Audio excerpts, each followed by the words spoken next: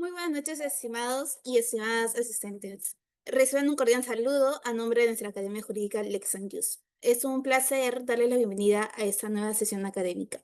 Mi nombre es Rosemary Yance y tendré el honor de moderar este evento en donde nos acompaña la doctora Elizabeth Venegas León, quien nos compartirá con nosotros el tema control gubernamental y responsabilidad de la administración pública.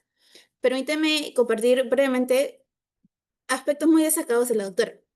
Bueno, ella es abogada por la Universidad Privada Antenor Orrego, con maestría concluida en la especialidad de Derecho Penal por la misma universidad. Cuenta con estudios en Derecho Administrativo, Contrataciones Públicas y Control Gubernamental. En nombre de nuestra Academia Jurídica Lex Jus y de sus fundadores, expresamos nuestro más profundo agradecimiento por su presencia. Les recordamos a todos los asistentes que pueden dejar sus preguntas en el chat del Zoom y que vamos a estar leyéndolos al finalizar la sesión. Sin más preámbulos, le damos la palabra a nuestra gran estimada ponente de esa noche, Elizabeth Venegas León. Bienvenida. Buenas noches, muchas gracias por la invitación.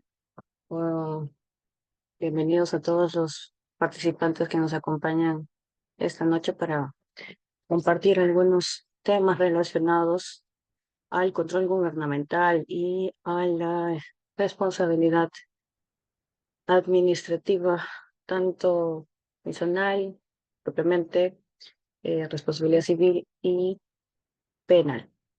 Bien, entonces eh, vamos a comenzar con un poco con el tema. Eh, Como ya les había comentado, hablaremos de este tema de control gubernamental, que en realidad es un tema bastante amplio. Entonces, vamos a tocar algunas partes importantes relacionados al control gubernamental y sucesivamente la responsabilidad de la administración pública. Bien, creo que antes, eh, o por lo menos para conocer de qué se trata el control gubernamental, debemos ir primero a la definición propiamente.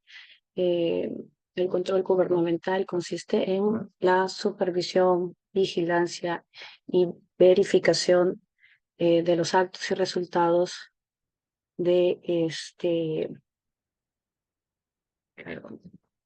de la gestión. Eh, Todo esto tiene que estar relacionado al grado de eficiencia, eficacia, transparencia y economía en el uso y destino de los recursos públicos del Estado. Todo ello tiene que estar ligado al cumplimiento de la legalidad, es decir, el cumplimiento de normativas generales, llámese, por ejemplo, la ley de presupuesto, la ley de contrataciones del Estado, etcétera, como también normativa interna de cada entidad, es decir, directivas, reglamentos, ¿no?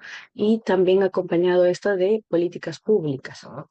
Todo ello está tendiente a la evaluación de estos sistemas de administración, este, con fines de un mejoramiento a través de la adopción de acciones preventivas y correctivas de manera permanente, ¿no? Bien, vamos a seguir con el marco legal. De alguna manera, el control gubernamental está determinado o está, digamos, capsulado en diversos dispositivos legales. Para ello tenemos a la Constitución Política del Perú, ¿no? Que en su artículo 81, por ejemplo, habla sobre la cuenta general de la República y dice que esta va acompañada de un informe emitido por la Contraloría General de la República. Igualmente, en el artículo 82 de este dispositivo legal se señala que la Contraloría General de la República es una entidad descentralizada que goza de autonomía, ¿no? Por su parte, por ejemplo, en el artículo 101, perdón, se determina o se señala que la Comisión Permanente es quien designa el Contralor General a propuesta del Ejecutivo. Em, Además, por ejemplo, también tenemos el artículo 107 que habla de la iniciativa legislativa que también puede tener la Contraloría como una entidad descentralizada. Y por último, tenemos el artículo 199 donde se señala que eh, los gobiernos regionales y las municipalidades van a estar a cargo de esta supervisión por parte de la Contraloría, van a entregar rendición y cuentas de todas las ejecuciones de sus gastos. Bien, por otra parte tenemos a la ley 27785 que viene a ser la ley orgánica del Sistema Nacional de Control, ¿no? Y de la Contraloría General de la República, la cual va a estar determinada, o por lo menos se va a señalar cómo está conformada este Sistema Nacional de Control, cuáles son las atribuciones que estos tienen, va a estar determinada por los principios de control gubernamental. Además señala que, por ejemplo, la Contraloría General de la República es un órgano rector de este sistema. Y además, y una de las partes más importantes que también vamos a conversar posteriormente es esta determinación de la potestad sancionadora que está a cargo de la Contraloría General de la República. También vamos a tener las normas generales de control gubernamental que están determinadas por la Resolución de Contraloría 295-2021, CG, y las modificatorias, en donde se van a describir y determinar todas aquellas normas, procedimientos que se deben seguir para cada una de las actuaciones en el marco del control gubernamental. Y además tenemos las directivas específicas que van a regular las actuaciones de personal que desarrolle estas actividades en el marco del control gubernamental, ¿no? Estas directivas están o regulan de alguna manera el procedimiento y las actuaciones propias en cada tipo de servicios efectuados por los órganos del Sistema Nacional de Control. Bien, es importante también tener en cuenta cuál es el ámbito de aplicación para, para el control gubernamental. Todas aquellas normas que están determinadas en esta ley 27785 y aquellas que emita la Contraloría van a ser aplicables a todas las entidades sujetas a control por este sistema, independientemente del régimen nivel o fuente de financiamiento que estos tengan. Ahora, ¿qué entidades están bajo la aplicación de este control gubernamental? En realidad, este ámbito es a nivel nacional, como podemos ver, se aplica tanto al gobierno central, los gobiernos regionales y locales, las unidades administrativas del Poder Legislativo, Poder Judicial, Ministerio Público, organismos autónomos, empresas del Estado, entidades privadas no gubernamentales e entidades internacionales que tengan exclusivamente recursos y bienes del Estado, o que éstas la perciban o lo administren. Bien, dentro de este control gubernamental hablamos de un sistema nacional de control. ¿Cómo se define este sistema nacional de control?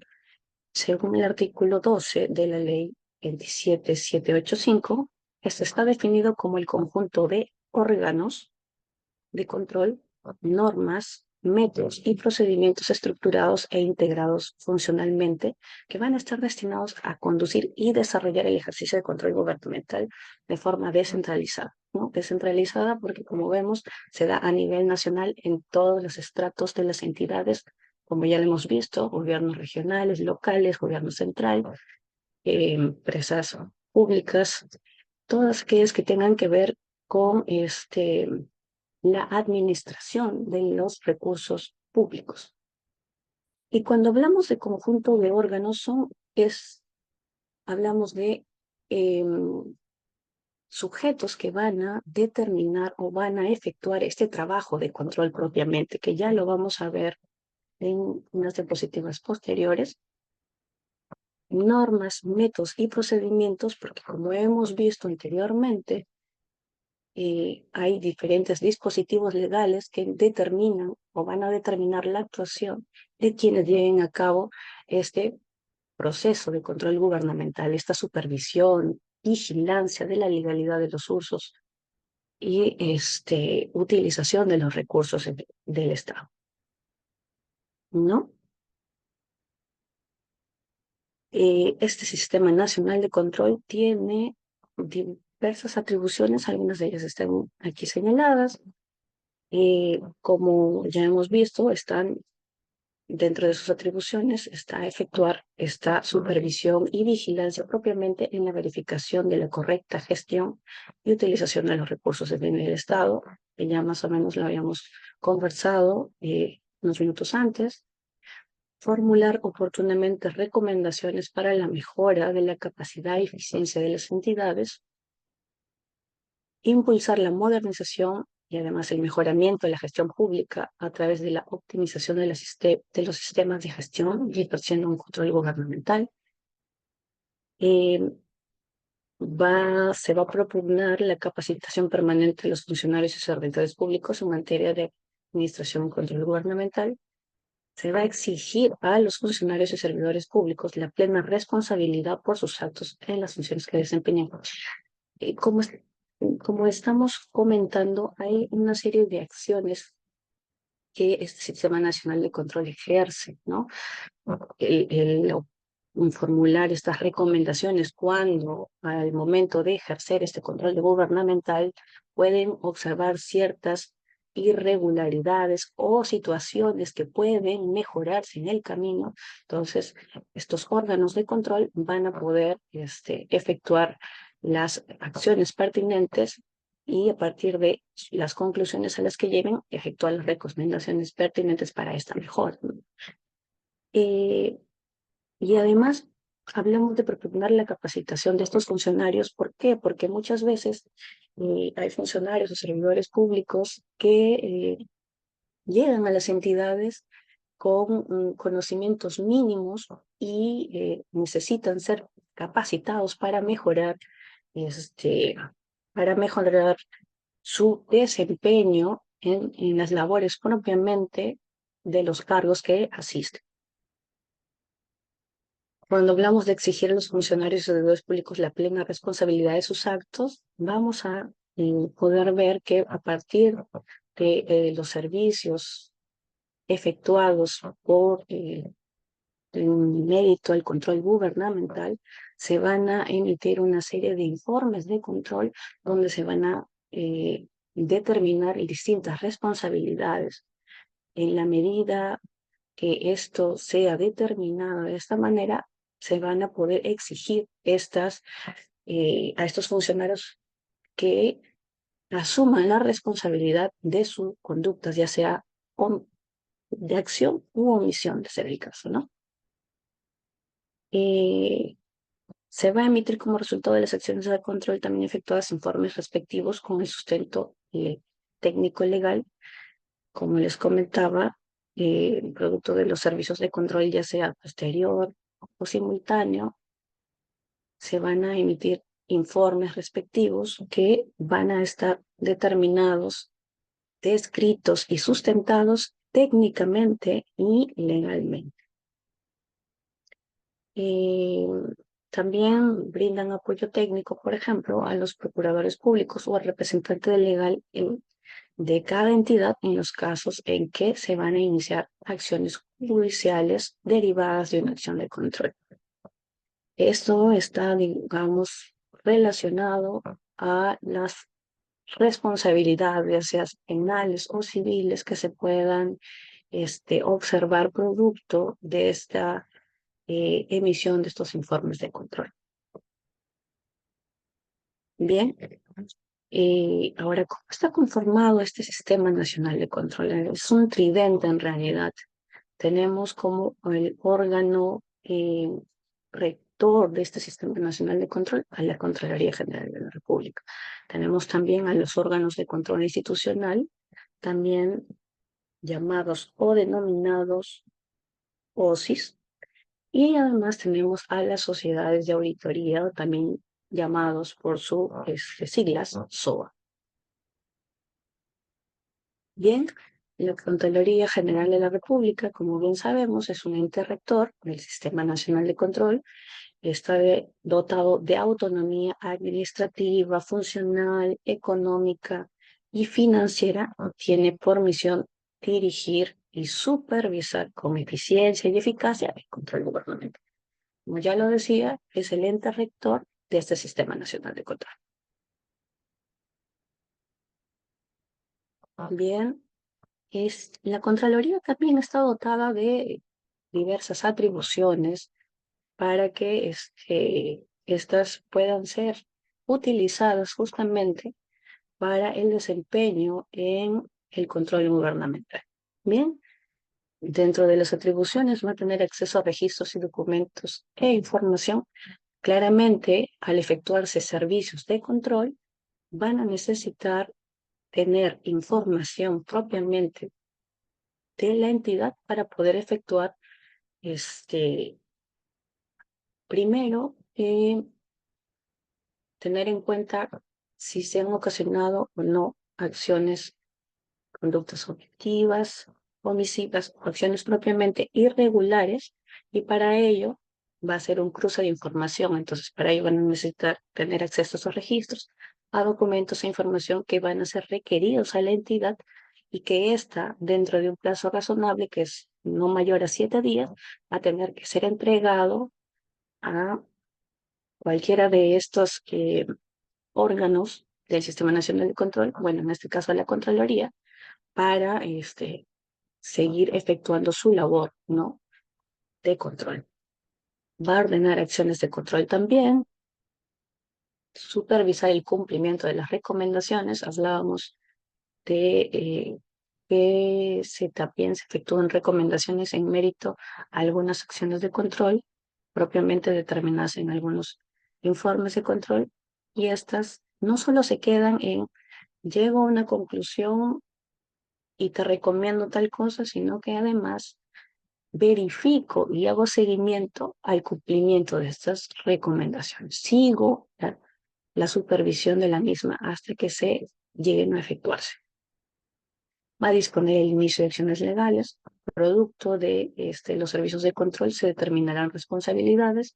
De ser el caso de señalarse o determinarse alguna responsabilidad civil, penal o administrativa, dispondrán el inicio de las mismas a través ya sea de su procurador a nivel de entidad, en los casos de responsabilidades civiles, la Procuraduría especializada en delitos de corrupción de funcionarios, o en el caso de las responsabilidades administrativas, ya sea con las autoridades pertinentes a nivel de entidad con el PAT y a nivel de los órganos del PAS, ¿no? Va a normar y velar por la implementación de los OSIS. Como ya comentábamos también anteriormente, va a presentar un informe de la Cuenta General de la República, va a absolver consultas y emitir pronunciamientos. La Contraloría tiene un área normativa, un área legal, a la que en su momento se les hace llegar consultas, y estas les absuelven en mérito de las competencias que le corresponden, ¿no? También como atribución tiene aprobar el Plan Nacional de Control, efectuar acciones de control ambiental, patrimonial y cultural. Va a emitir opiniones sobre adquisiciones secretas. La Contraloría también efectúa acciones previas en temas de secretos militares, por ejemplo.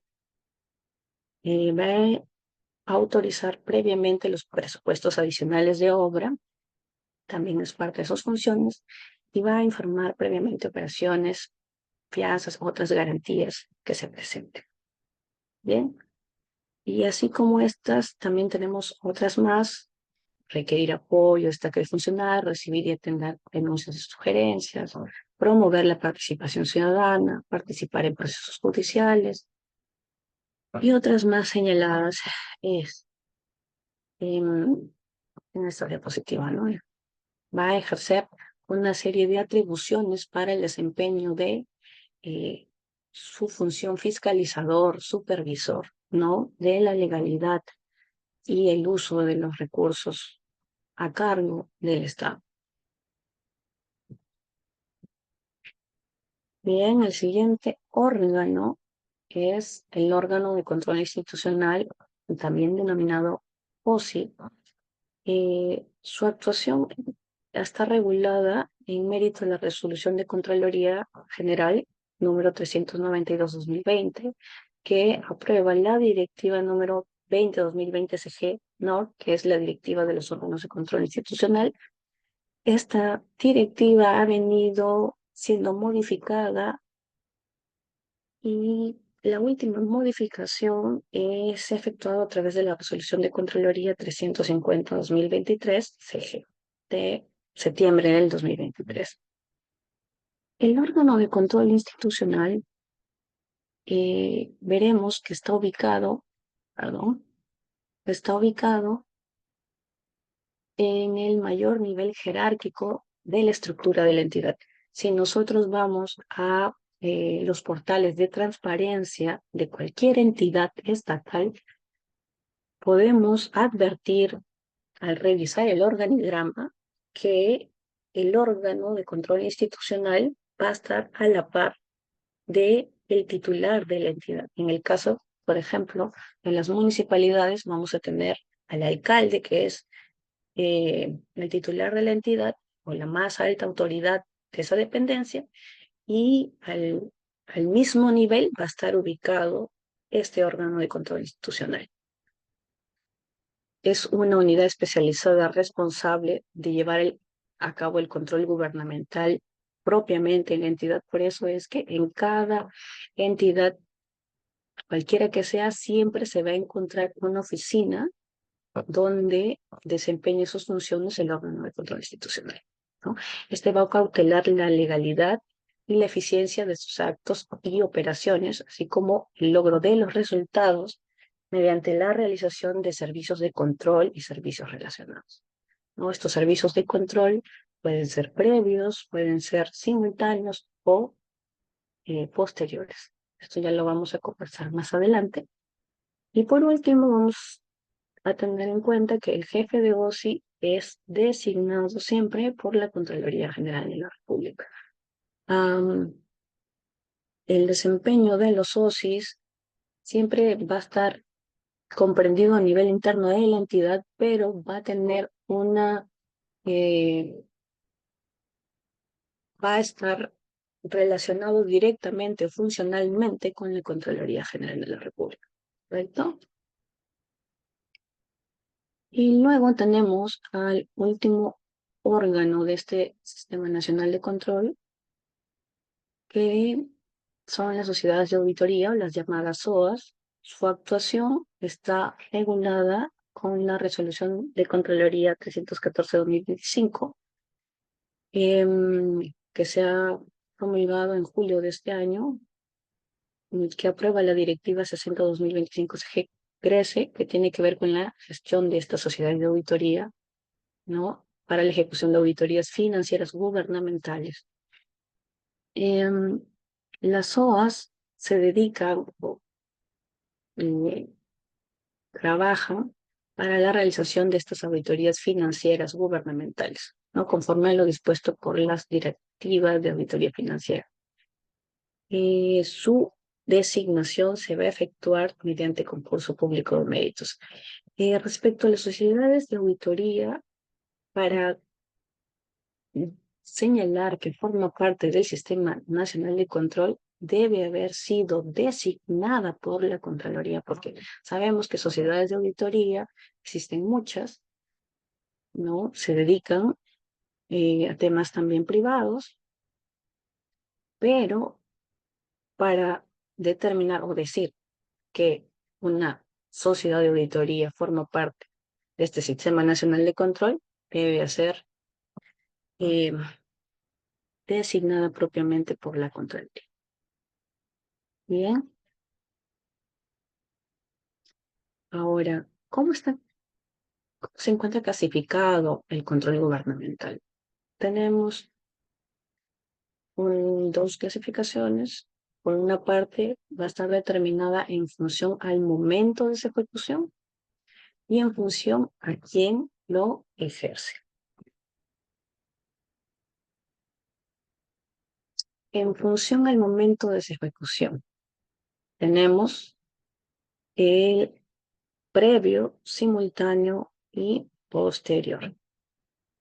Previo, es decir, antes de la ejecución, la operación o la transacción de algún gasto, ¿no? Dentro de este control previo se van a dar las autorizaciones de los adicionales de obra, todo aquello relacionado con el endeudamiento público y compras de carácter de secreto militar. En el caso del simultáneo, significa que se da cuando eh, durante la ejecución del gasto, ¿no? Y podemos encontrar servicios como el control concurrente, visita de control y orientación de oficio, ¿no? Son aquellos que van a servir de acompañamiento al momento de la ejecución del gasto público. Como de ejemplo, por ejemplo, podríamos señalar, se está ejecutando una obra pública, una construcción de carreteras, ¿no?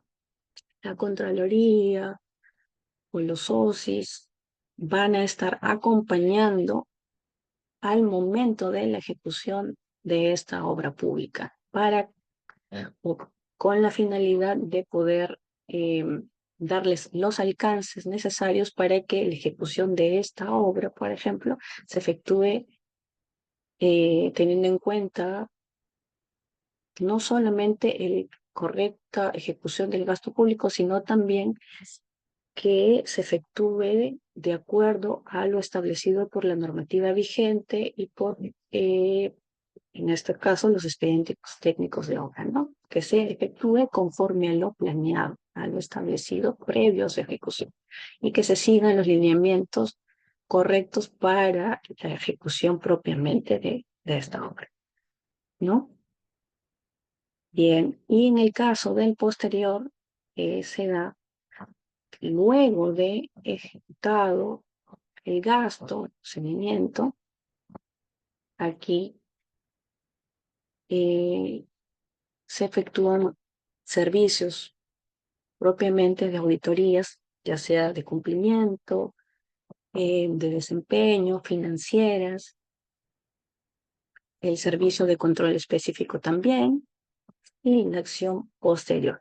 En el caso del posterior, vamos a poder advertir que esto se realiza luego de ejecutado determinada obra o servicio, ¿no? Y ello va a remitirnos o va a permitir que se puedan revelar acciones o hechos irregulares o no efectuados al momento en que se ha terminado la ejecución de la obra, ¿no? Posterior a ello. Por ejemplo, si hablamos de la construcción de una carretera, en el caso del posterior, habiendo culminado esta obra, la Contraloría General o sus socios efectúan la revisión, la supervisión del cumplimiento de todo lo normado y lo establecido para la culminación de dicha obra.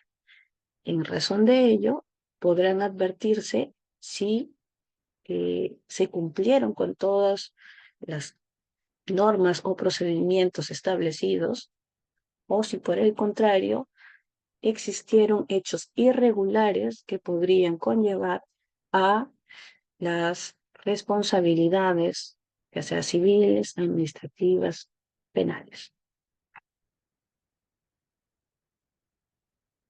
Bien, y tenemos también en función a quién lo ejerce, este va a ser interno o externo. En el caso del interno, este también va a ser previo, simultáneo y posterior.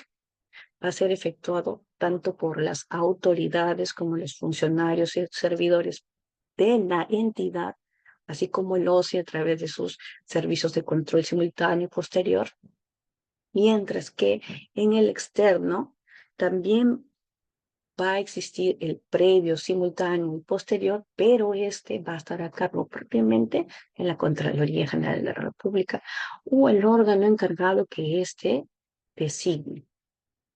En el caso de este externo también puede ser ejecutado por una SOA siempre y cuando también lo señale así o lo designe así la Contraloría General de la República. Bien, ahora justamente hablando de estos servicios de control, en mérito de este control gubernamental, de esta función fiscalizadora de la Contraloría General de la República o de este Sistema Nacional de Control en el que sus órganos se despliegan para poder efectuar esta vigilancia, esta supervisión del correcto funcionamiento de la administración pública, de la utilización adecuada de los recursos públicos, de la eficiencia en la prestación de los servicios también y de la mejora continua en la gestión propiamente de las entidades. Estos servicios van a permitir que producto de ellos se emitan informes de control. Para ello, bueno, para el caso de las responsabilidades, vamos a ver que estas pueden estar determinadas en los informes producto de servicios de control posteriores, es decir, cuando ya se ha ejecutado el gasto. Estos informes pueden ser informes de auditorías de cumplimiento o los informes específicos a hechos con presuntas irregularidades, son donde se van a poder plasmar los hechos irregulares a los que se ha podido o a los que se ha observado al momento del despliegue de estos servicios. Bien, producto de ello, en el informe de control hay un apartado denominado argumentos jurídicos, donde se va a señalar y desarrollar tanto la responsabilidad civil, penal y administrativa que correspondiera dependiendo de cada caso, ¿no? No significa necesariamente que determinado hecho irregular se desplieguen este tipo de responsabilidades. Puede ser que en un hecho irregular determinado solamente encontremos responsabilidad civil y administrativa, o en otro responsabilidad penal y administrativa, o penal y civil. Bien, entonces estos pueden ser indistintos, dependiendo de los hechos irregulares que se han mostrado en estos informes de control.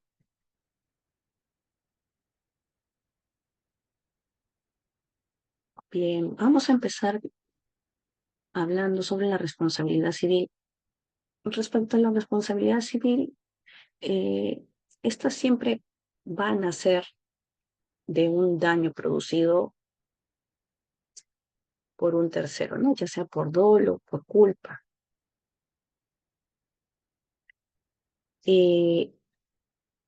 Esta responsabilidad civil lo que va a buscar es que se repare económicamente este daño efectuado, en específico el daño ocasionado a la entidad o al Estado, ¿no?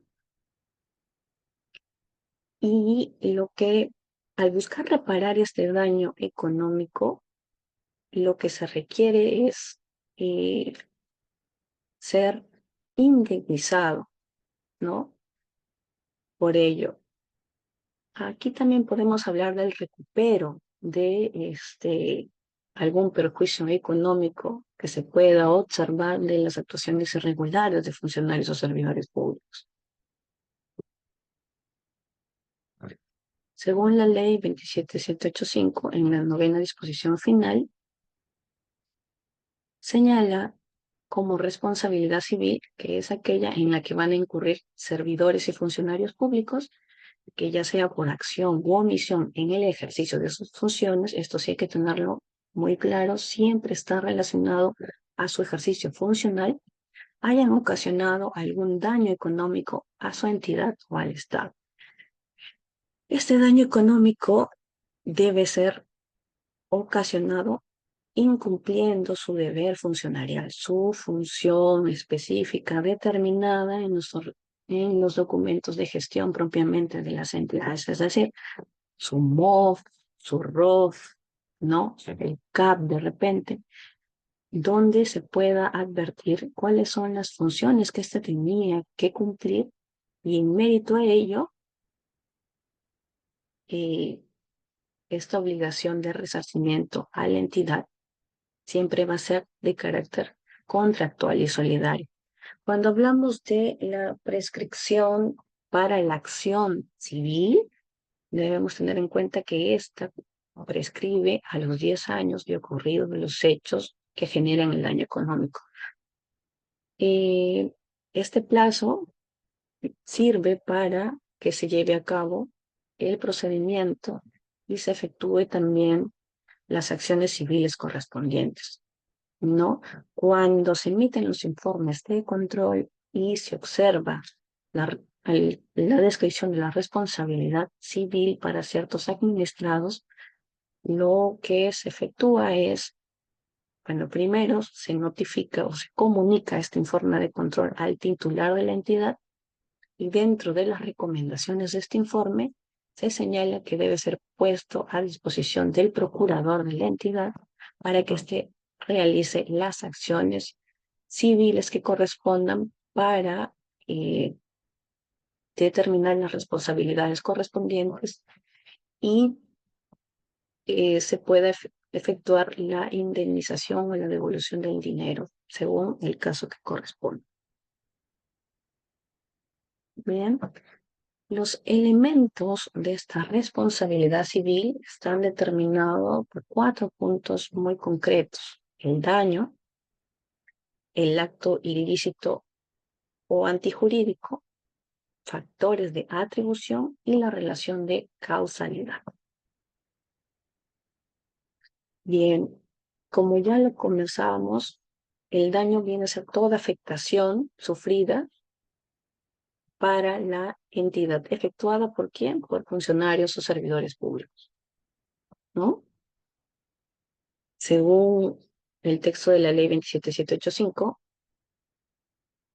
el daño se va a resarcir únicamente de manera de naturaleza patrimonial, ¿no? Entonces, va a ser la afectación de un bien jurídico,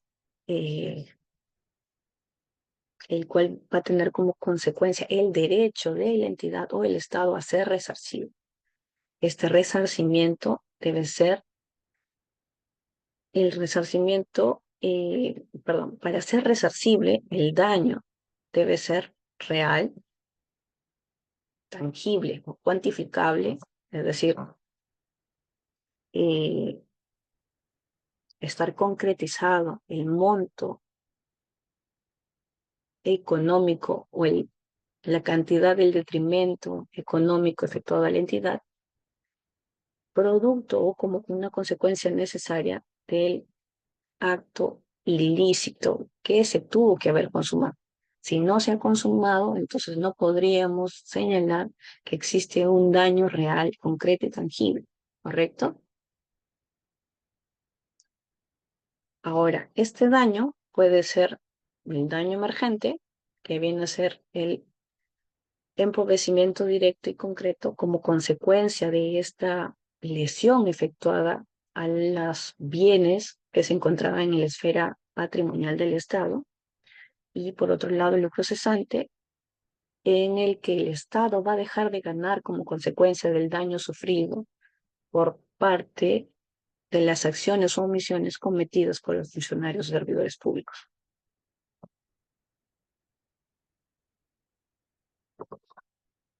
Bien, cuando hablamos de acto ilícito o antijurídico, esto nos lleva a señalar que el hecho ilícito o el hecho generador parte de una conducta de acción u omisión realizada por algún funcionario o servidor público, que va a suponer, como ya conversábamos anteriormente, la infracción de sus deberes y que van a tener relación con el daño producido.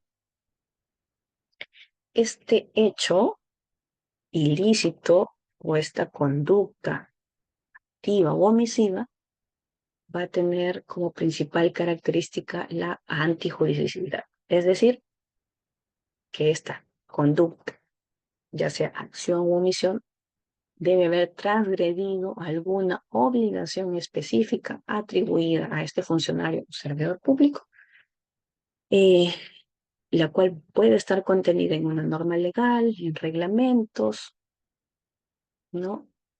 Todas aquellas que sirven de base para el ejercicio de su función.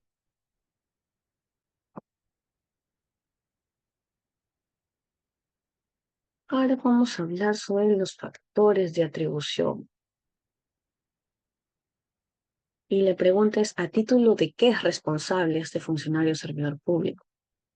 En el caso de la responsabilidad civil, se adopta una atribución subjetiva, es decir, ya sea que esa conducta activa o omisiva se haya efectuado por dolo o por culpa, ¿no? Para imputar los daños a estos funcionarios o servidores públicos. Dolo, es decir, conocimiento y voluntad de querer alcanzar determinada acción o detrimento en favor del funcionario y en detrimento del Estado, o por otro lado, el actuar negligente de este servidor o funcionario público que finalmente va a permitir que se mermen los recursos propios de la entidad o del Estado.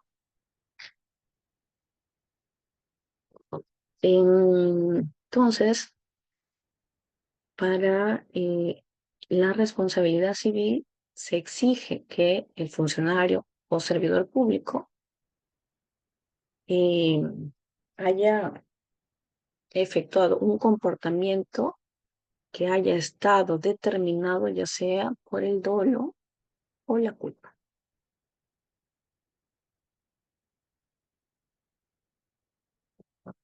La relación de causalidad, que eso es algo muy importante dentro de estos factores necesarios para la concretización de la responsabilidad civil, es que el daño ocasionado por el funcionario o servidor público sea consecuencia de la conducta de este. Debe haber una relación de causalidad, un nexo causal. Conducta de un servidor público permite que se llegue a un resultado que merme los recursos públicos de determinada entidad o del Estado de manera general. Porque en realidad no podríamos atribuir una responsabilidad civil a alguien cuya conducta no haya determinado este daño.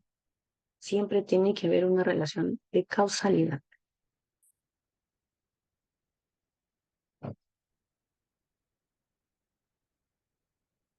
Bien, en caso de las responsabilidades civiles, como se había comentado, lo que se busca es justamente este resarcimiento, ¿no? Buscar esta indemnización por el daño irrogado a la entidad. Y creo que un caso particular podría ser, pongámonos en el caso específico, se tiene previsto en una entidad y llevarse a cabo ejecución de una obra eh, construcción, por ejemplo, de una losa deportiva, ¿correcto? Se tiene determinado, se tiene el expediente técnico, se lanza, digamos, el procedimiento de selección, se presentan los postores, se da la buena pro, se efectúa la suscripción del contrato y el postor ganador de la buena pro y con quien se suscribe el contrato conjuntamente con la entidad empieza a efectuar sus labores propias. Esta ejecución de obra está determinada por valorizaciones. Digamos que en este caso el postor debe dar cuenta de 4 valorizaciones. Cada valorización tiene un porcentaje de avance, ¿no? Siendo la primera del 1% hacia adelante, con la última a un 100%, es decir, la culminación. Bien. Para ello, a la par, la entidad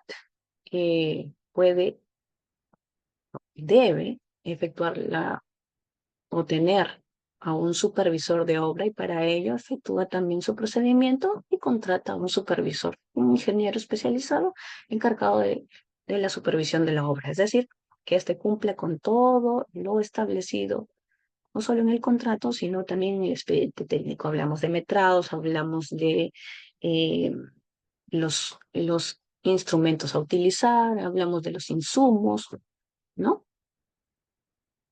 ¿Qué pasa en este caso? Digamos que el proveedor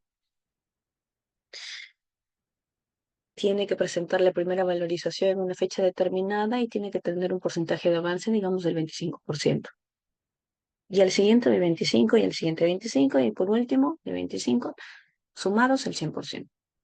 Llegado el plazo de presentar la valorización, el postor no ha cumplido con llegar a ese 25% de avance y solamente ha llegado al 10%. El supervisor contratado para esto eh,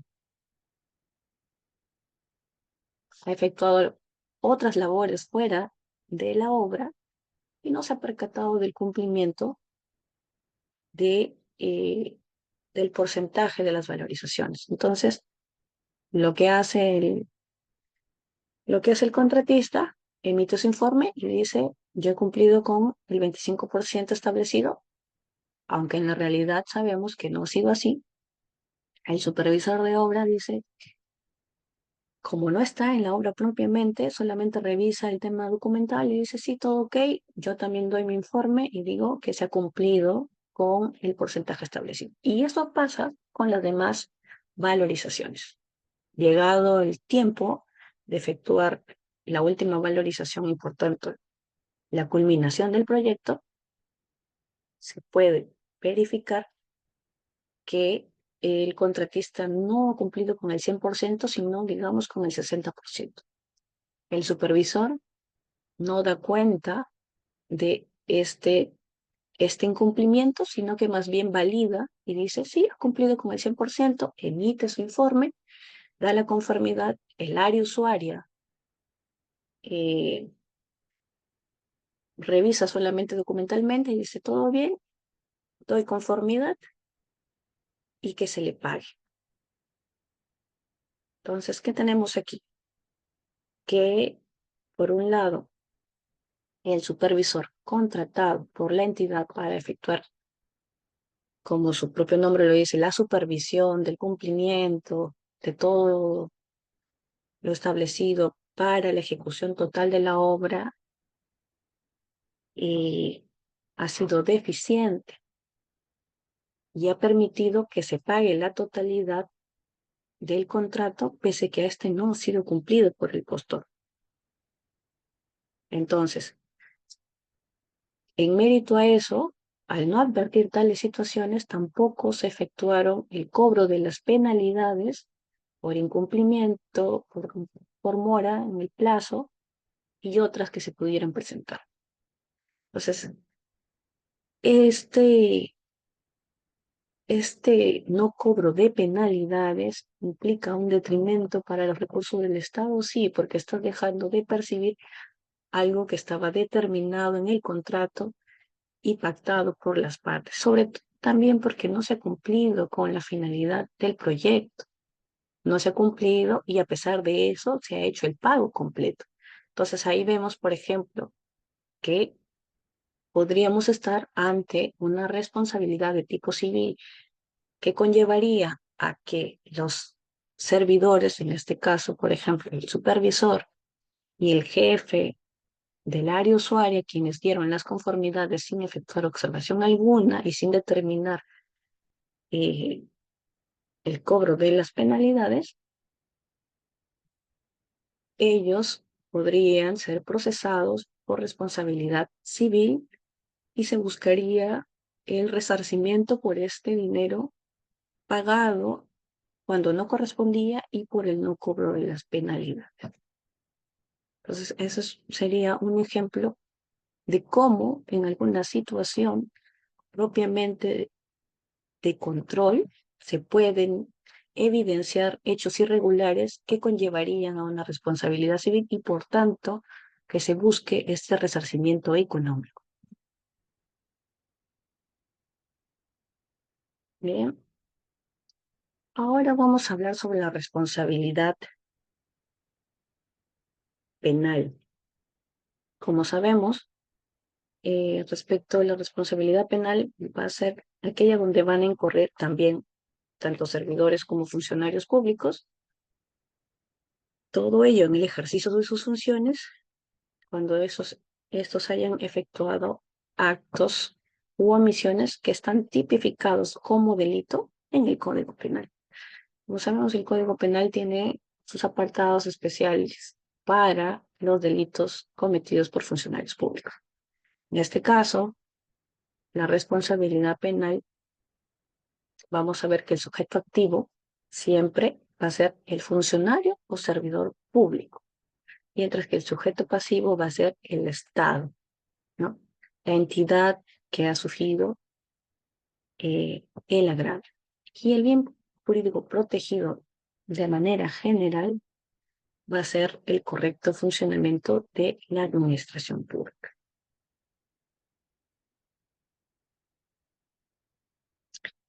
Dentro de los delitos cometidos por funcionarios o servidores públicos, digamos, los más recurrentes están la colusión, el peculado de uso, la malversación de fondos, eh, el cohecho pasivo propio, el cohecho pasivo impropio. También tenemos la negociación incompatible o el aprovechamiento indebido del cargo.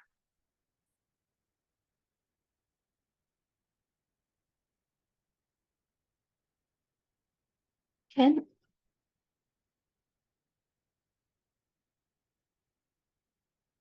Respecto a la colusión simple y agrevada, determinada o señalada en el artículo 384 del Código Penal, veremos que es el funcionario o servidor público que interviniendo directamente o indirectamente por razón de su cargo en cualquier etapa de las modalidades de adquisición y contratación pública de bienes, sea de obras, servicios, concesiones o cualquier operación a cargo del Estado, a concertar con los interesados para defraudar al Estado o entidad u organismo del Estado según ley.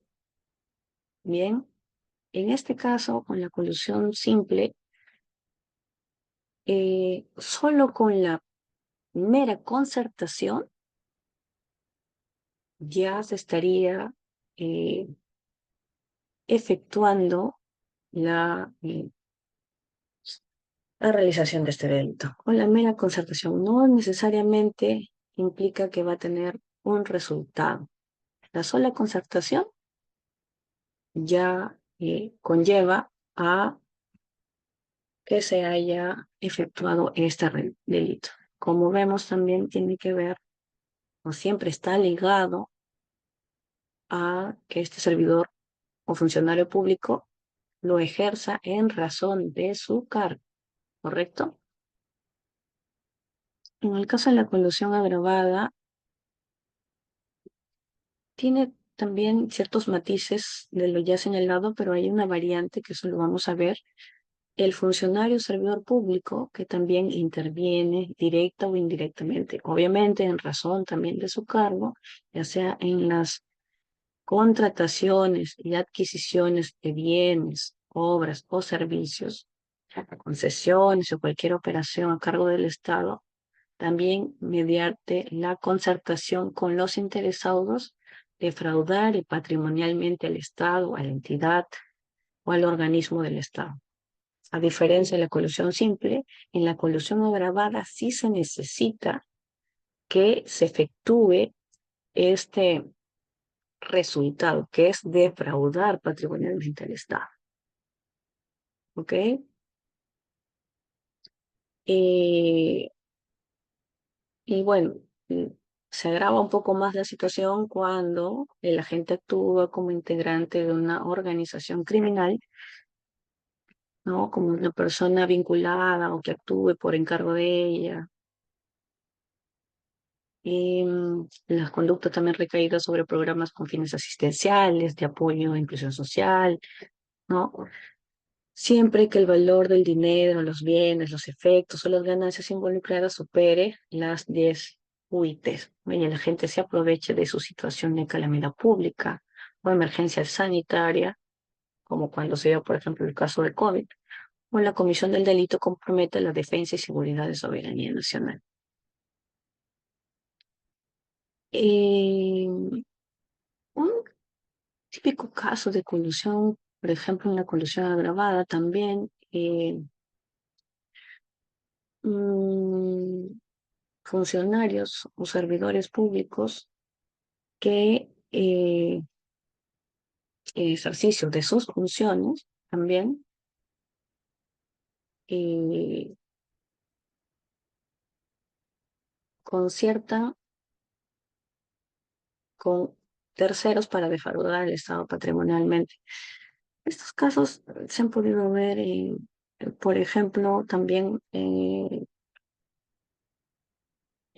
muchos de los procesos de selección, ¿no? Y el área siempre, bueno, no siempre, ¿no? Pero en muchos casos, el área usuaria o el área de logística, justamente en razón a su cargo, eh, concertan previamente con determinados postores para que se lleve a cabo, para que dentro del proceso de selección que se lance por parte de la entidad, estos puedan ser ganadores y producto de ello, este, presten o servicios o se ejecuten obras que finalmente no se terminan concluyendo o que de alguna manera conllevan a un detrimento económico en tanto se han obligado a efectuar pagos cuando no correspondían, ¿no?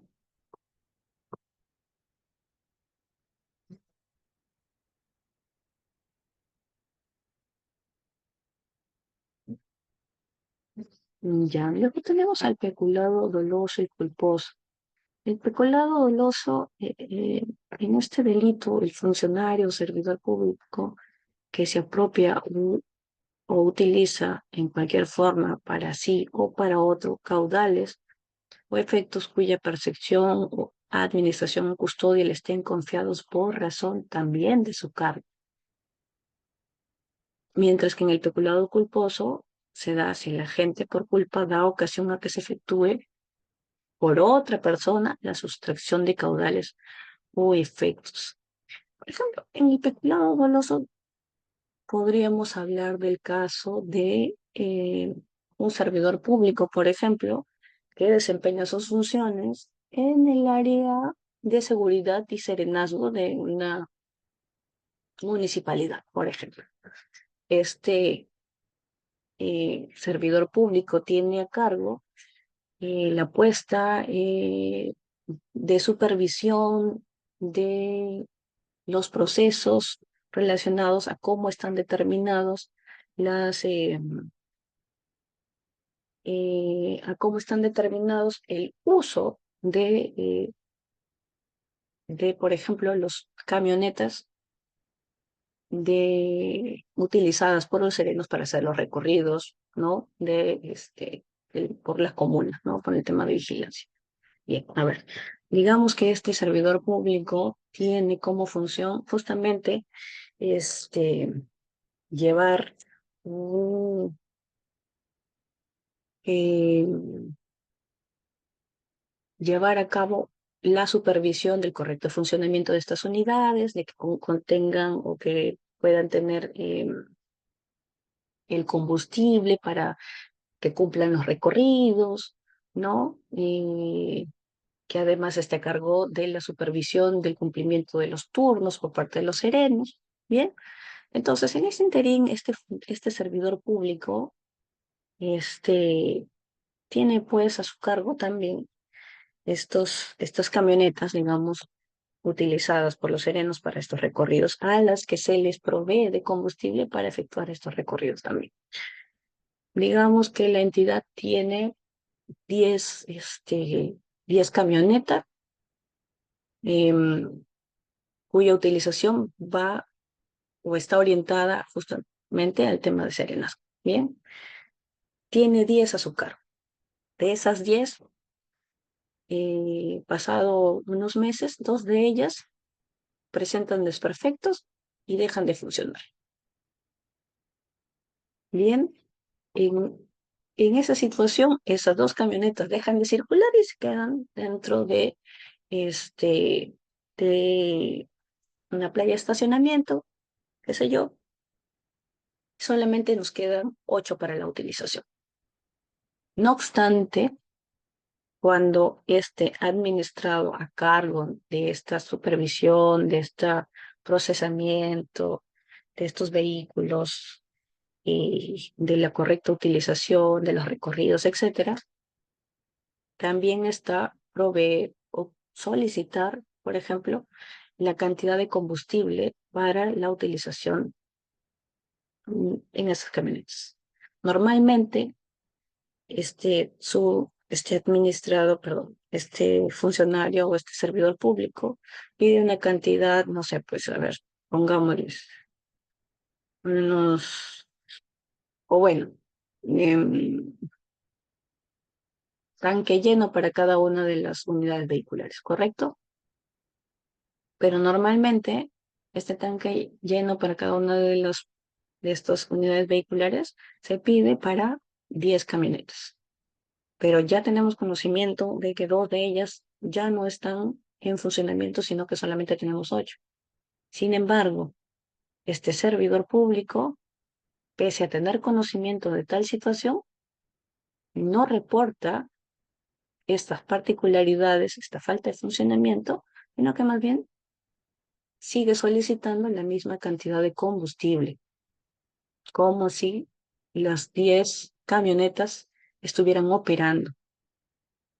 ¿Y qué hace? Se apropia de el combustible de estas 2 camionetas que estaban paralizadas.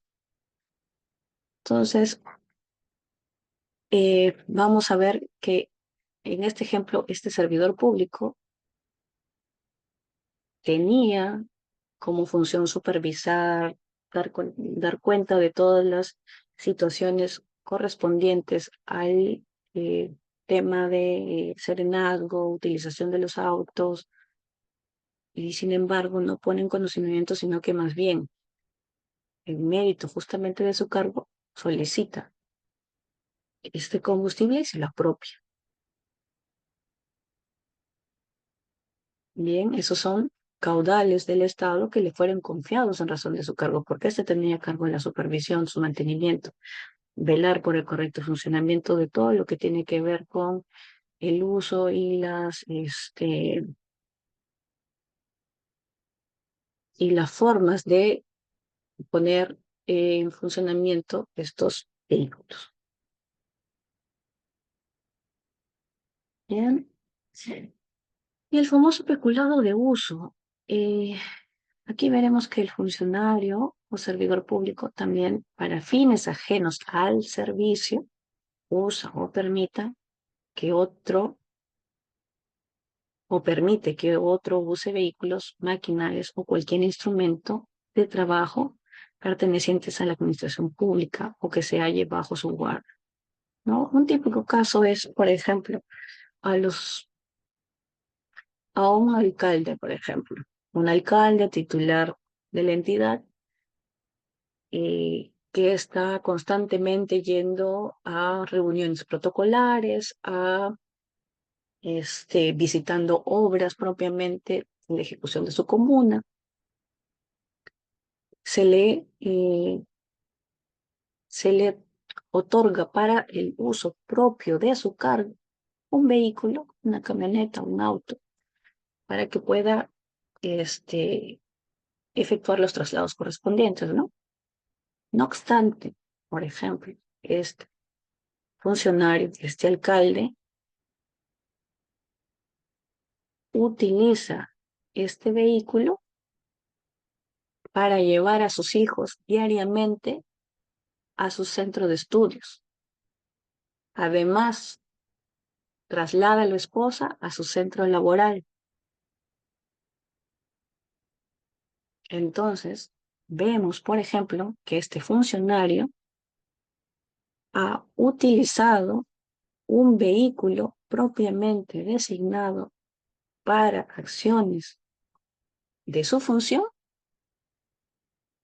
a efectuar otras que no están determinadas para ello, ¿no? Se está beneficiando con la utilización de estos vehículos que son entregados solamente para la utilización en mérito de su función o su trato a nivel de titular de la entidad, ¿no? Lo utiliza para fines ajenos propiamente para los que le fue otorgado, ¿correcto?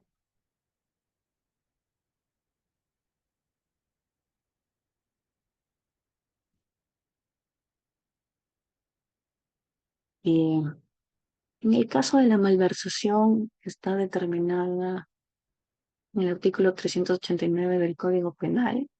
El funcionario o servidor público que da al dinero o bienes que administra una aplicación definitiva diferente de aquella a los que están destinados, aceptando al servicio o la función encomendada. Bien, aquí podemos ver que, que ya sea el funcionario o servidor público va a utilizar los bienes, el dinero, los bienes de la entidad en una aplicación diferente para la cual estaba destinado. Un ejemplo, por ejemplo, clásico de la conducta propiamente determinada para este delito es cuando, digamos también en una municipalidad, no tienen determinado su presupuesto público anual, tienen determinada cuáles van a ser los servicios o las obras a ejecutar de manera anual. Dentro de ellas ya está determinada, por ejemplo, la realización de un servicio de mejoramiento de, de los tuberías em, de alcantarillado, por ejemplo, ¿no? Mejoramiento de las tuberías de alcantarillado. Hay un dinero específicamente determinado para efectuar este servicio, este mejoramiento. ¿Por qué? Porque están habiendo diferentes problemas en la comuna relacionados al alcantarillado, están olores muy fuertes, ya es tiempo de efectuar las limpiezas correspondientes, de hacer cambios de tuberías, qué sé yo. Todo ello con la finalidad de mejorar la calidad de vida de las personas que viven en la comuna. Bien, no obstante, ya está determinado este servicio y ya se tiene el dinero para efectuar el mismo, no se utiliza para él. Ya no se utiliza el dinero para hacer o para cumplir con este servicio de mejoramiento. No se hace este servicio de mejoramiento. Ese dinero se utiliza para comprar, por ejemplo, más unidades de serenazgo, ¿no? Viniendo de lo anterior. Hay mucha delincuencia, entonces el alcalde dice, no, nada de mejoramiento de los servicios, y me voy por el tema de la compra de camionetas para Serena. Entonces, ahí vemos claramente que se está utilizando el dinero, los bienes de la entidad, que finalmente son aplicados a un destino distinto del que originalmente estaba determinado. Ya que, bueno, eh, se han dado muchos casos de ese tipo, ¿no? En el que han intervenido no solamente el alcalde, sino también el gerente municipal y así. Entonces, este, más o menos es un ejemplo de lo que podría estar inmersa el tema de la malversación.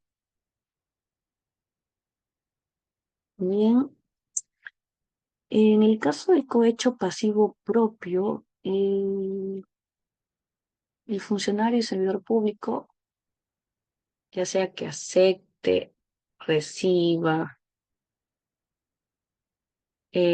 donativo, promesa o cualquier otra ventaja o beneficio para realizar o omitir un acto en violación de sus obligaciones, o el que las acepta a consecuencia de haber faltado a ellas, o también en el caso del funcionario o servidor público que solicita directa o indirectamente estos, ya sea donativos, promesas o cualquier ventaja para realizar u omitir un acto en violación de sus obligaciones. Eh,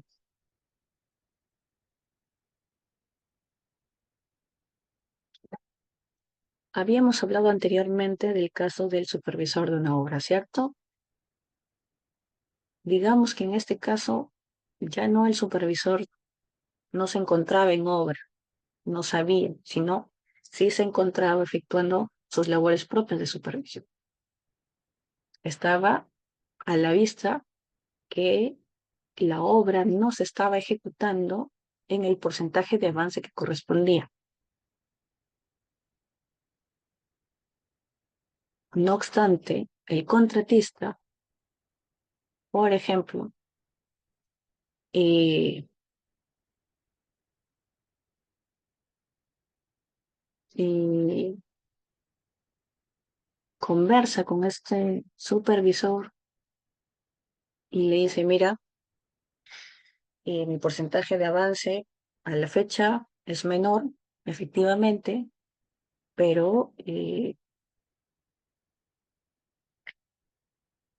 me gustaría que me apoyes en este tema y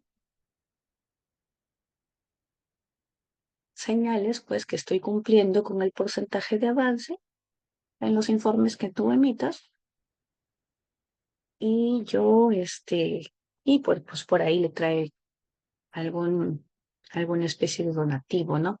Algún incentivo económico que haga que este supervisor omita el cumplimiento de sus obligaciones.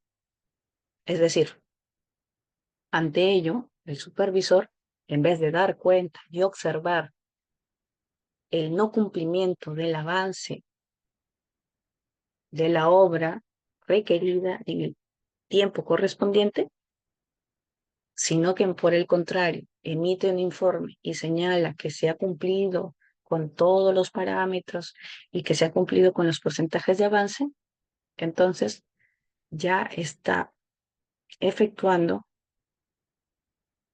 o ya está omitiendo el cumplimiento de sus obligaciones. ¿Es en mérito qué? A aceptación de este donativo o ventaja que se le puede otorgar, ¿no? O otro caso también de repente más práctico, digamos, en una institución de salud. Eh, Personal de la asistencia, hay un personal propiamente que ve el tema de asistencias, tardanzas del personal, ya sea administrativo como asistencial, no médicos, enfermeros. Bien, y personal administrativo, personal asistencial ha venido efectuando, o bueno, han venido eh, llegando tarde a su centro de labores, ha habido días que no han asistido y tienen estas circunstancias eh, que finalmente tienen que ser tomadas en cuenta eh, para los pagos que se efectúen, ¿no? Porque si hay tardanzas, tienen que hacer los descuentos. También si hay inasistencias, también tendrían que haber descuentos y algunas otras cosas más. Pero, por ejemplo, tiene ese caso, ¿no? Este servidor o servidora pública está a cargo de el tema de las asistencias y las tardanzas, en el sentido de que producto de sus responsabilidades implica dar cuenta de estas faltas o tardanzas para que estas sean tomadas en cuenta para el pago de las planillas correspondientes. Bien, este personal asistencial o este personal administrativo llega a la oficina de este servidor público, y le dice, mira, he tenido algunos problemas para llegar temprano, algunos días he tenido que faltar por circunstancias X, pero me gustaría que me apoyaras, ¿no? Porque estoy teniendo algunos problemas, qué sé yo, el tránsito, una cosa u otra, y por ahí viene y pues no, y te trae un iPhone 17. Por favor, apóyame. La servidora pública ve el iPhone 17 y lo acepta, lo recibe. No solo recibe ese donativo, sino que además omite el cumplimiento de sus obligaciones porque finalmente eh, no da cuenta y no observa estas faltas o estas tardanzas y por tanto se terminan pagando montos que no corresponden al personal asistencial o administrativo.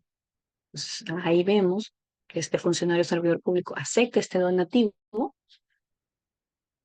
y omite las obligaciones que éste tiene en mérito del cargo. Bien,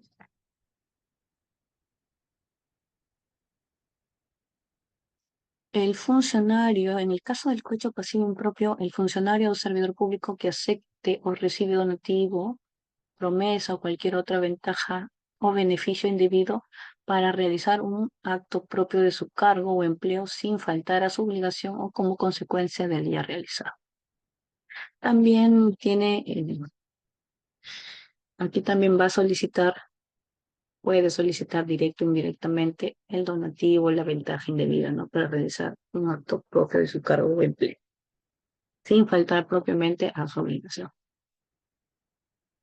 Eh, Luego tenemos el caso de la negociación incompatible.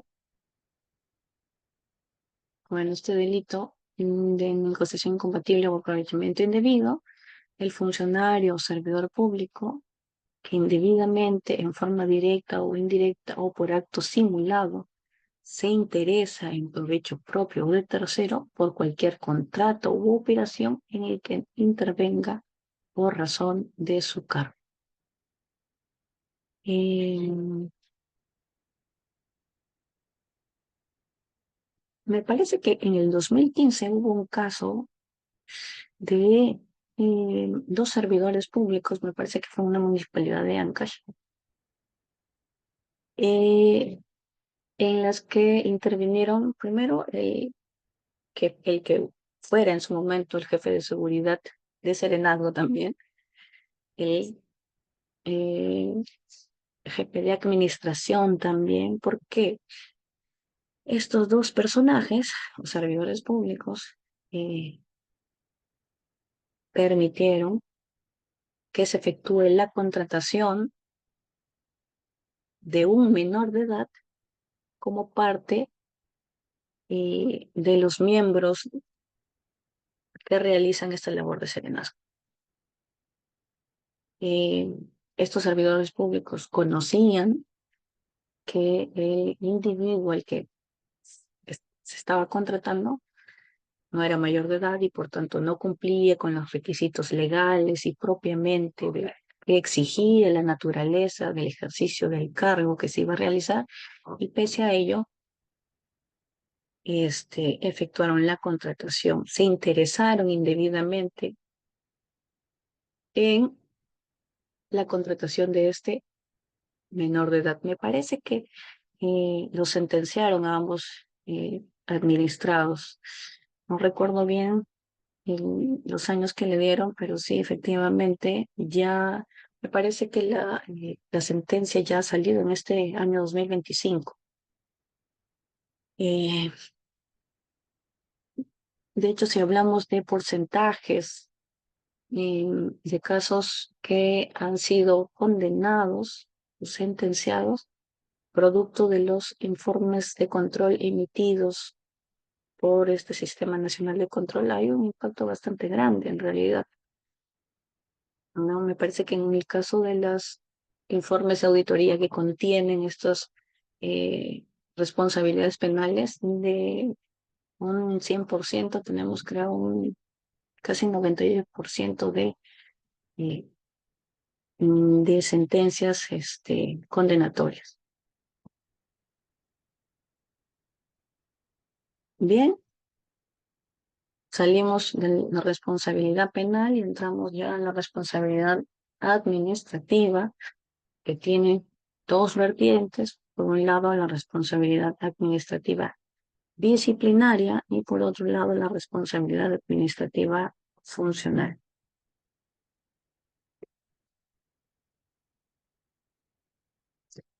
Y respecto a la responsabilidad administrativa disciplinaria, el famoso PAT está relacionado al famoso PAT, el procedimiento administrativo disciplinario. Vemos que es un procedimiento interno de la entidad que ésta inicia de oficio, ¿no? Cuando considera que se han transgredido alguna de las obligaciones o deberes calificados como faltas disciplinarias en el ordenamiento jurídico, en la ley que ésta contiene, ¿no? Su finalidad va a ser tutelar la organización administrativa y eh, busca de alguna manera castigar estas conductas infractoras del ordenamiento jurídico que la ponen en peligro, y también a la vez disuadir a la comisión de futuras infracciones. Pero tiene esta vertiente de preventiva y coercitiva, ¿no? Preventiva porque el mensaje que se da a los servidores públicos es: si cometes tal falta disciplinaria, puedes estar inmerso en alguna sanción.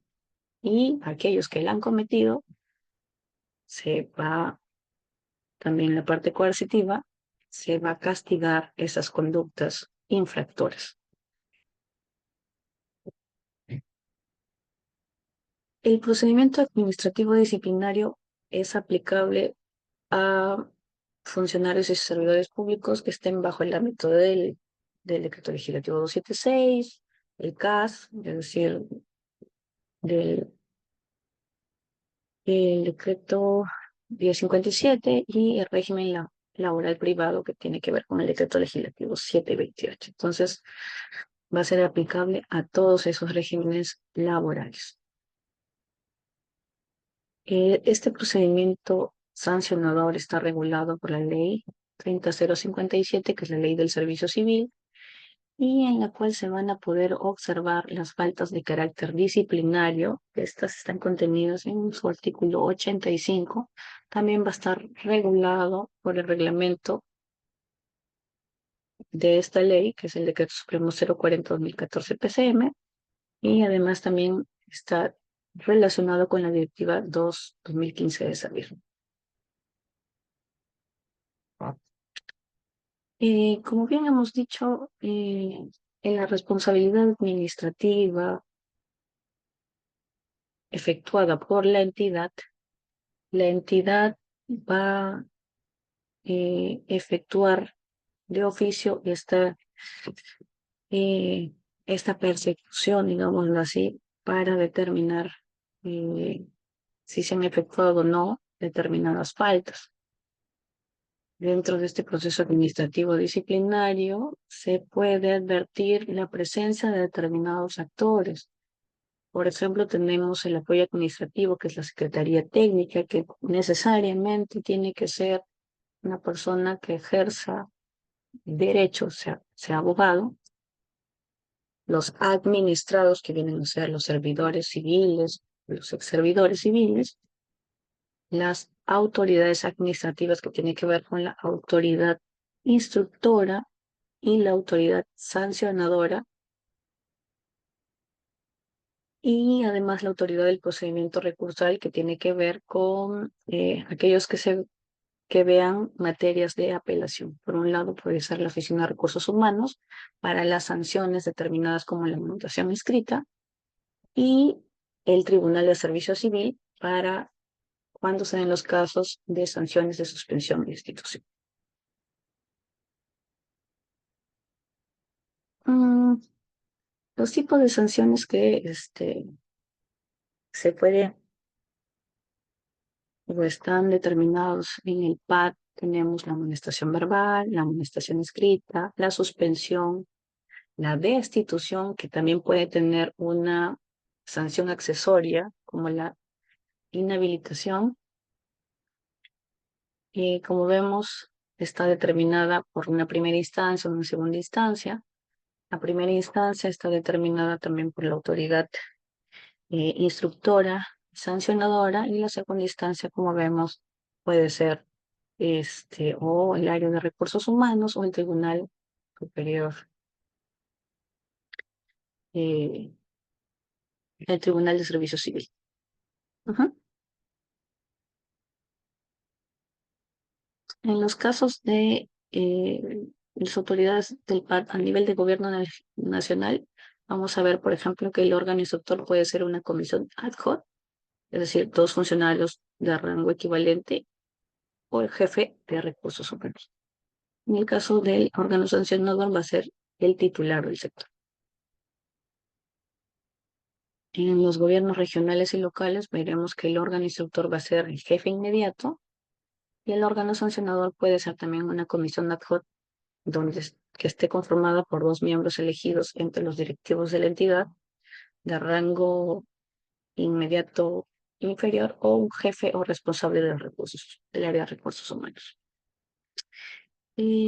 Respecto a las bases de este procedimiento administrativo disciplinario, vamos a ver que la fase instructiva se va a iniciar con el documento que contiene la imputación de cargos que van a serle notificados al administrado. El administrado tiene 5 días hábiles para efectuar los recargos correspondientes, y la autoridad instructora tiene un plazo máximo de 15 días para efectuar todas las acciones conducentes a determinar o no la comisión de las faltas imputadas. Esta fase instructiva culmina con la emisión del informe el informe instructor remitido a la autoridad sancionadora, donde va a poner,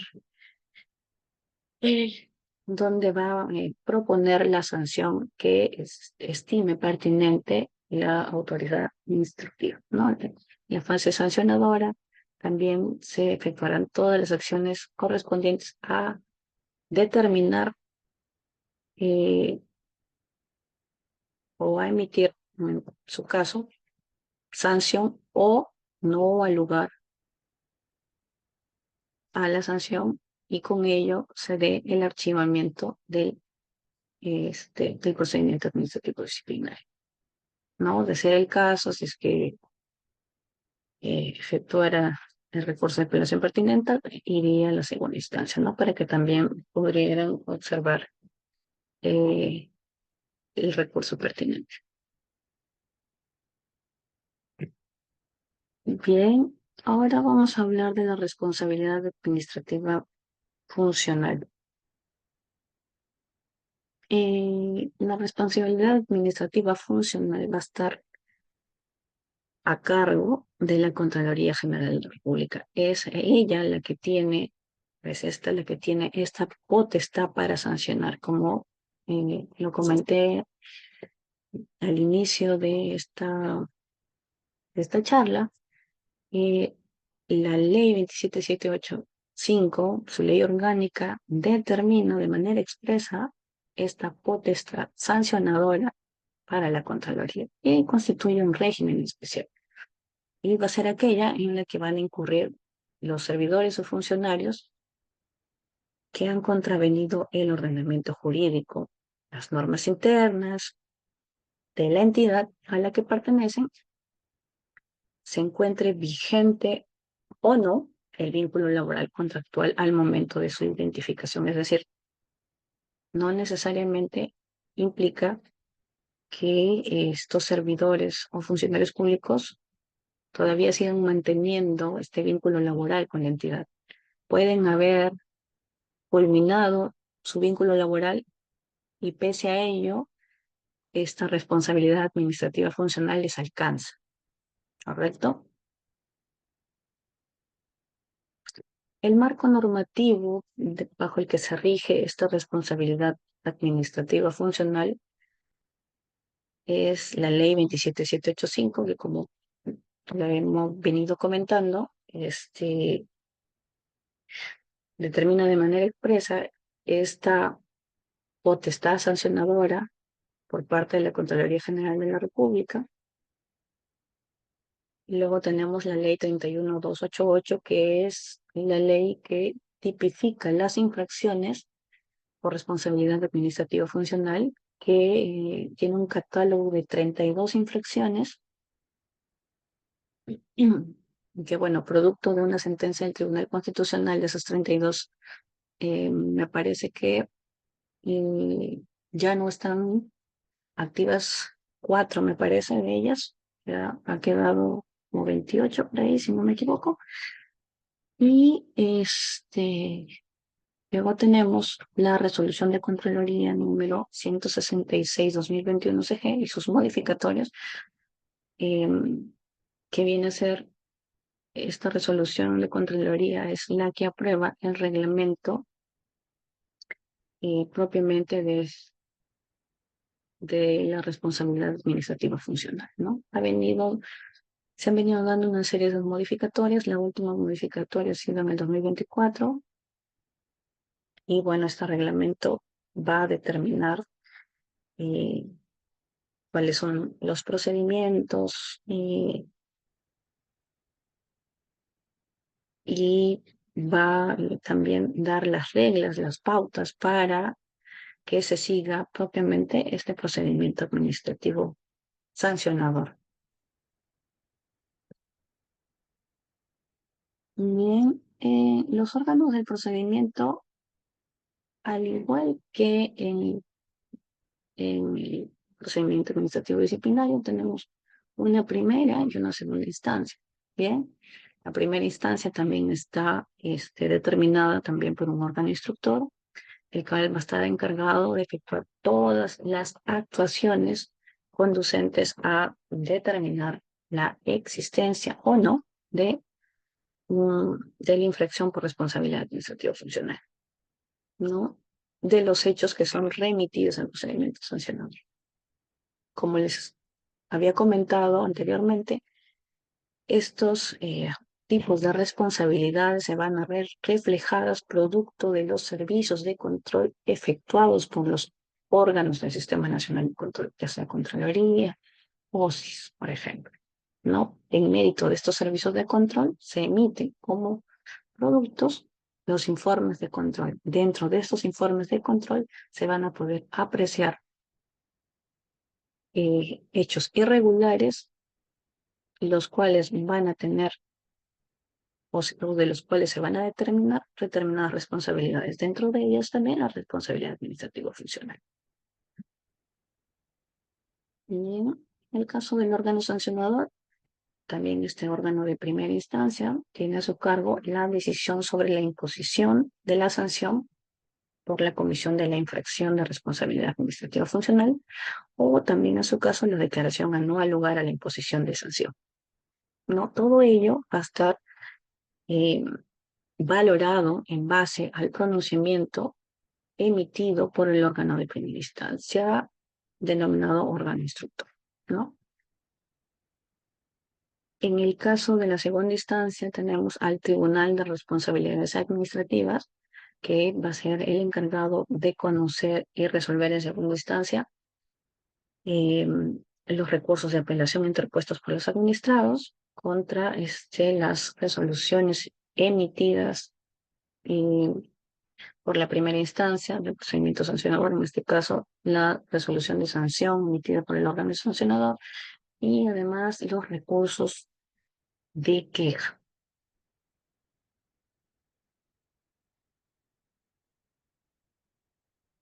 Bien, la clasificación del procedimiento eh, administrativo sancionador por responsabilidad funcional está determinado por un proceso sumario no complejo. El sumario es aquel en el que están o en el que intervienen hasta 3 administrados y se les puede imputar hasta 2 infracciones, ¿correcto? Este procedimiento sumario va a tener un plazo legal de 30 días hábiles. Dentro de esos 30 días hábiles, una vez comunicado la resolución de inicio y el pliego de cargos que contienen las imputaciones efectuadas y el desarrollo de la infracción imputada de determinados administrados, se le otorga el plazo de 15 días para efectuar también los descargos que los administrados crean necesarios.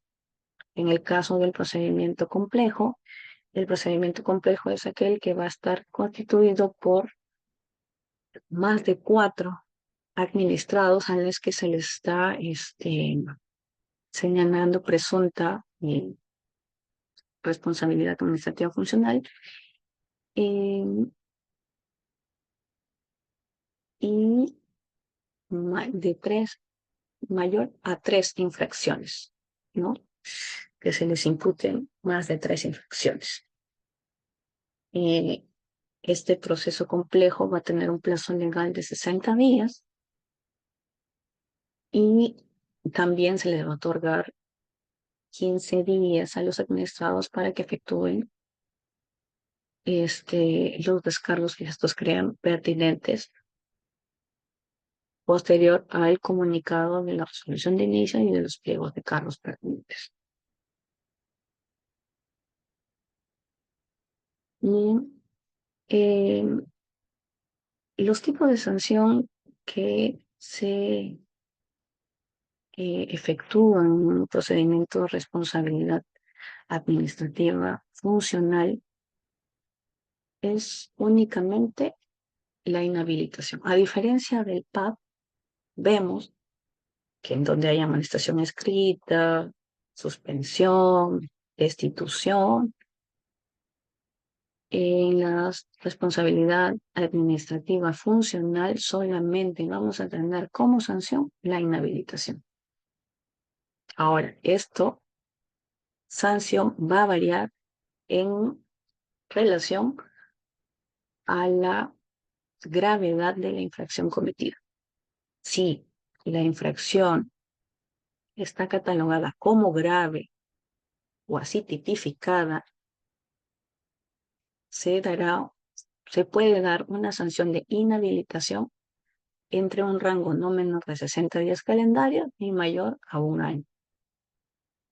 Mientras que si la infracción está tipificada como muy grave, o bueno, la conducta del administrado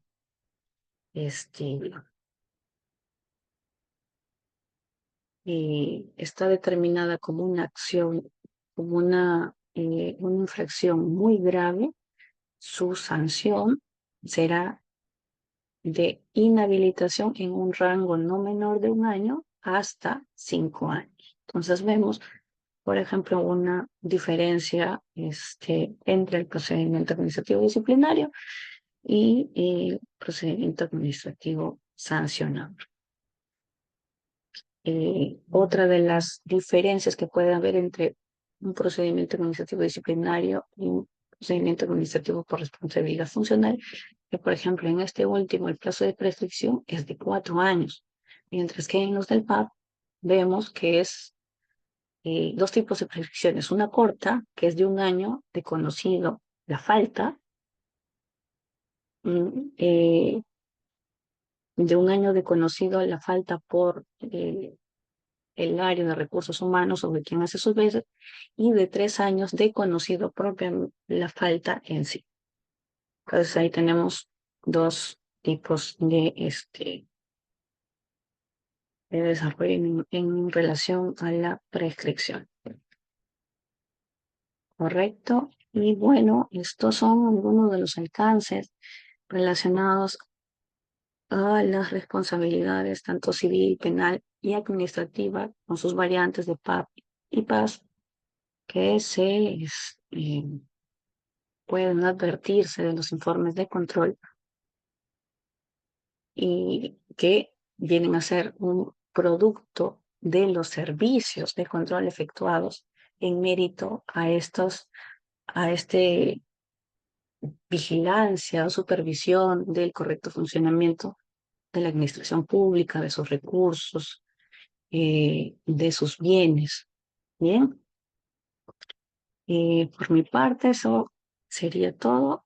Muchas gracias a todos aquellos que me han estado escuchando. Si tienen alguna pregunta o algún tema que podrían ustedes señalar, tendremos quizás unos minutos para conversarlo.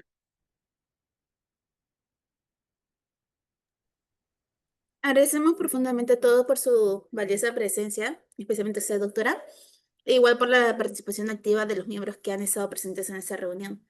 A continuación, les comunicamos las indicaciones que vamos a proceder.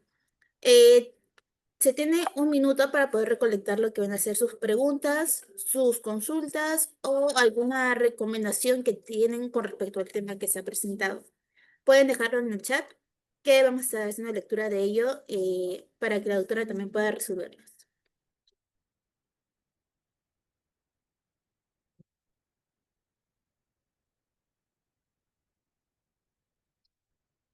Justo tenemos la primera pregunta de Pedro Cerno, que se escribió a la doctora y dice, ¿en todas las entidades está la Contraloría? Por regla general, la Contraloría, digamos, o el Servicio de Control Gubernamental va a estar en todas las entidades eh, a nivel nacional, ¿no? Cada entidad tiene que tener necesariamente un órgano de control institucional que va a efectuar estas labores de control. Si es que no hubiera, que es en realidad muy poco probable, digamos que sea por un tema netamente de personal, eh, el OSI de las entidades, de otra entidad puede este, tener acceso, digamos, a también efectuar servicios en esta que no tuviera o propiamente la Contraloría en sí también velaría porque se efectúen los servicios de control pertinentes, ¿no? Sobre todo cuando tienen conocimiento de ciertas irregularidades que pueden llegar, qué sé yo, a través de denuncias o a través de canales como las noticias. Entonces, la Contraloría siempre está desplegando este rol fiscalizador de manera general y a nivel nacional, en casi todas las entidades, por no decirlo todas, ¿no? Ok, muchísimas gracias. De repente hay alguna otra pregunta que hacer. Tenemos la pregunta de Gustavo, que hace la pregunta de ¿qué rol juega la Contraloría en la prevención más allá de la sanción en los casos de corrupción? Mira, justamente en los temas que tocábamos, yo hablaba de de un servicio simultáneo, es decir, aquel que se da al momento de la ejecución del presupuesto público, de los procesos, del gasto propiamente. En ello, la Contraloría hace un acompañamiento constante, ¿no? Antes de decir, ya se ejecutó esto de manera incorrecta, propiamente por casos de corrupción. Entonces, al hacer este acompañamiento, lo que hace es justamente prevenir. ¿Por qué? Porque está orientando a la entidad, a los servidores y funcionarios públicos para desarrollar acciones que conlleven justamente al cumplimiento de estas metas. Asimismo, también la Contraloría General de la República también está siempre llegando a las personas a través de las charlas, de los comunicados, siempre eh, poniendo en conocimiento eh, cuáles son los mecanismos a tomar en cuenta para una correcta gestión, ¿no? Para el correcto uso de los recursos públicos. Entonces, no solamente la función o el rol que juega la Contraloría es netamente coercitivo, sino también preventivo. Bien, Ok. De repente, ¿alguna pregunta más para poder dar pase a las palabras finales de la doctora?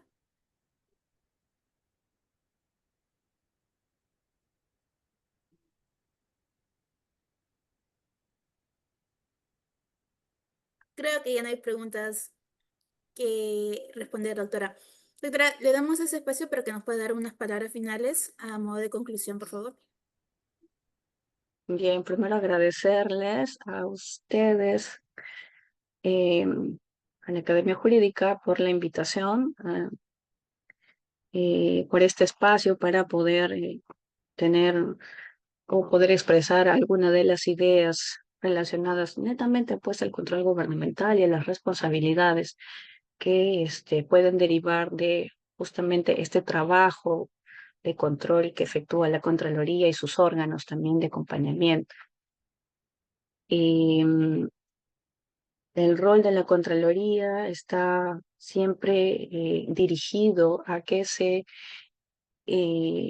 puedan utilizar correctamente los recursos del Estado, justamente también previniendo estas acciones de corrupción. Entonces, la lucha es continua y la lucha no solamente es como entidad, sino también es un llamado al ciudadano para que actúe también tomando en cuenta las medidas necesarias, las acciones conducentes a la mejora propiamente de las comunas, pues, ¿no? De cada una de las entidades estatales. ¿Por qué? Porque los recursos propiamente del Estado van a servir justamente para favorecer a la ciudadanía.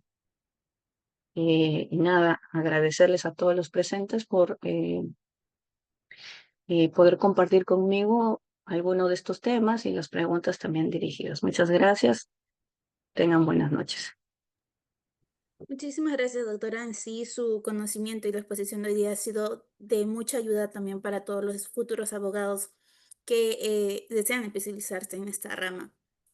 Bueno, a continuación le vamos a hacer un presente por parte de la familia Lexan Youth y espero que pueda hacer eso aprecio. Eh, Le hacemos la entrega simbólica de ese certificado ingreso, de reconocimiento como muestra de nuestro profundo agradecimiento por su destacada participación. Eh, Academia Jurídica Lexan Youth otorga el siguiente reconocimiento a la doctora Elizabeth Venegas León por su participación en calidad de ponente en el evento denominado Diplomado Especializado en Derecho Administrativo General y Sancionador, con el tema Control Gubernamental y Responsabilidad de la Administración Pública, organizada por la Academia Jurídica Lexan Youth y evento realizado el día domingo 28 de septiembre de 2025 de manera virtual. Tiene la firma de nuestro gran gerente general, Juan Pablo Ferrer Brito, y el sello otorgado por el Ilustre Colegio de Abogados de Cusco, el decano Fran Chavarría Montesinos. Muchísimas gracias por este reconocimiento. Lo llevaré conmigo y gratamente eh, sorprendida también por su disponibilidad para que yo pueda hacer llegar alguna de estas ideas que hemos podido compartir en este momento. Muchísimas gracias a todos los presentes. En esta noche queremos agradecer también a cada uno de los miembros que han estado constantemente mandando sus preguntas, han estado en esa reunión y en sí les tenemos un cordial saludo de invitación también a seguir formando parte de lo que viene a ser nuestras futuras actividades académicas. Tienen que estar informados mediante las redes sociales, Facebook, Instagram, en donde vamos a estar publicando futuros eventos de la misma magnitud. Para quienes estén interesados en obtener lo que viene a ser el certificado de participación, les recomendamos que pueden inscribirse a través del link que se les va a estar dejando por el chat, en donde van a estar respondiéndole también cualquiera de mis compañeros para poder brindarle la atención y la absolución de las consultas que ustedes tengan. Agradecemos profundamente el compromiso de cada uno de ustedes, el compromiso de la doctora también. En sí, el debate ha sido muy enriquecedor y la formación jurídica con su perspectiva humana. Confiamos en que sí, esa jornada va a ser inspiración para que futuras personas e ilustres abogados puedan también hacer estas dinámicas con nosotros. Una vez más, le agradecemos por su valiosa presencia y lo esperamos con entusiasmo en las próximas sesiones de la Academia Jurídica Lex News.